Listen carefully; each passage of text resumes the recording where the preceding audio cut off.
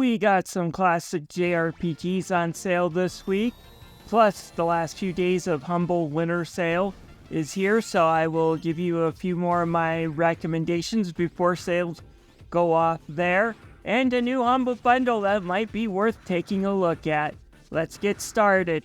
First is the Final Fantasy Pixel Perfect Remasters. Out of the 6 games available, I do recommend the original Final Fantasy, Final Fantasy V, and Final Fantasy VI. Pixel Perfect Remaster 2 and 3 are worth skipping, and while 4 is a great game and the Pixel Perfect version is a great version of 4, I think the 3D version of Final Fantasy IV is better and the one that's worth getting on Steam. But let's go through them. The original Final Fantasy is a game that I think is pretty good when it comes to the remakes. A lot of old school gamers like to argue which is better when it comes to the NES versions of Final Fantasy and Dragon Quest, and I hate to break it to people, but the NES versions of Final Fantasy is a flaming hot pile of flaming dog poo. It's terrible. At least the original NES version of Dragon Warrior is at least still playable today. But these remakes do a lot of good fixing all the bugs and problems the original Final Fantasy had.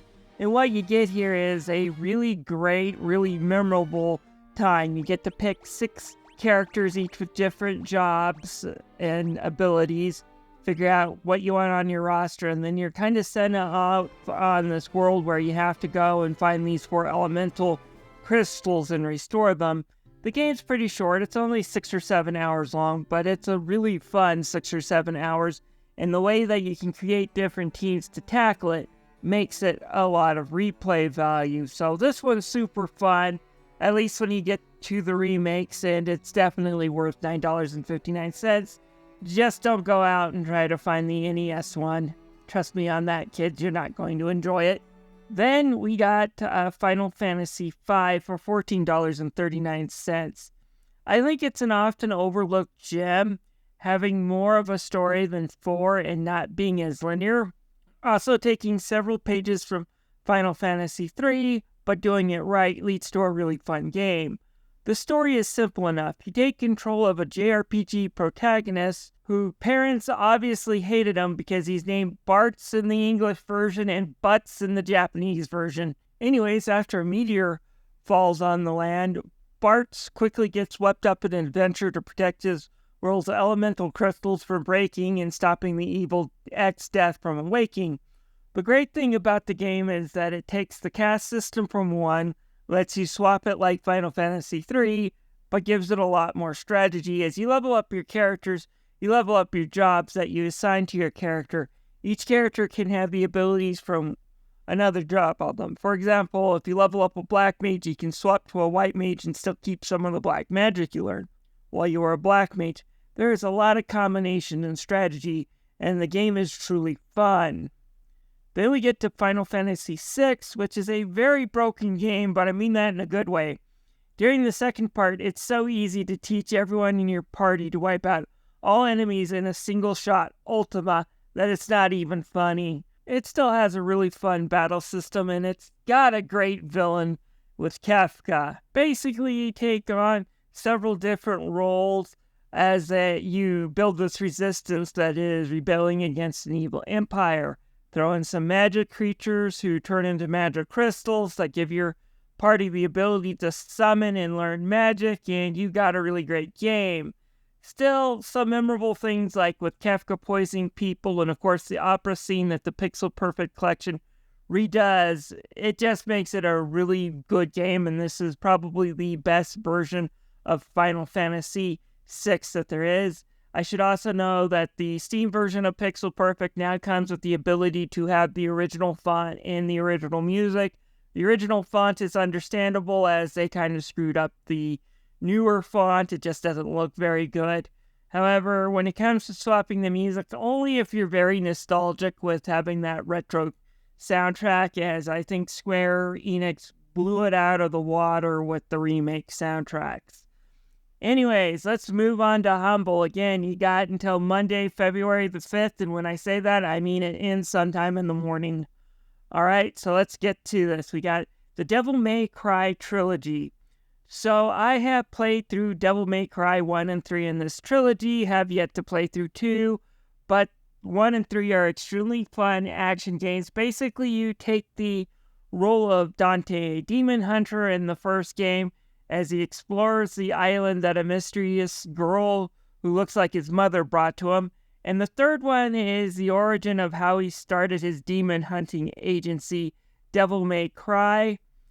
Both games are really fun. Both games have a lot of action. There are some age spots, but overall I do recommend the game for its price. Then we have Mega Man ZX Trilogy. I always recommend the Mega Man X Legacy Collection 1. However, this one should be a close second.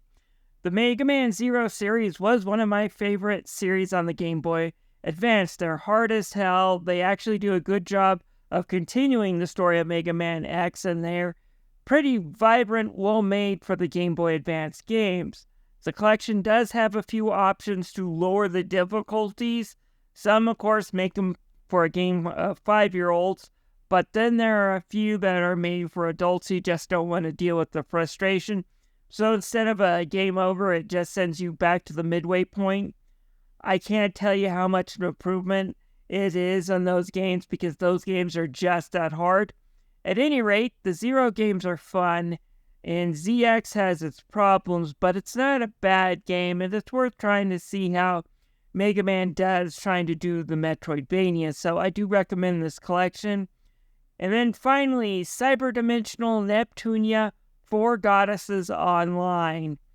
Yeah, don't get any of the Sword Art Online games. I don't care if they're on sale. They're not worth your time. Meanwhile, this cheap parody from a smaller company seems to manage to take the ideas that SAO has and make them a fun parody action game set in an MMO and actually discussing things that are actually kind of relevant to MMO games and MMO players. Also, they have an English dub, so I do kind of recommend trying this game. I found it fun with the exception of one thing that I have to ask Idea Factory, what the hell were you thinking? And that was the fact that they have this artificial load time that happens every time you start the game that can go on for about a minute. It's not fun, and it's something I think Idea Factory should have canned. But other than that, I actually enjoyed this game and do recommend it.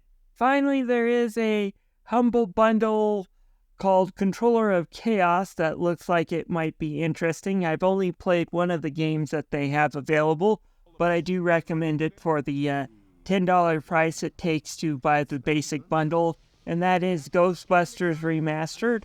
I think they did a decent job remastering this game. It still does look like it's from 2009, but the colors really do pop, the effects are really great, and it still keeps the same story that I found really funny, so I do recommend playing that game, and I'm kind of interested in trying to destroy more humans as well. And I already have Sunset Overdrive. I'm looking for a good time to play it, but I think this is definitely worth $10 from what I'm seeing in this collection. Anyways, that's this weekend's recommendations. Please let me know if you have any questions in the comments, and please like and subscribe. This is Tommy the Game Master signing out. Bye. Yep, they look so darn tasty. Blast them!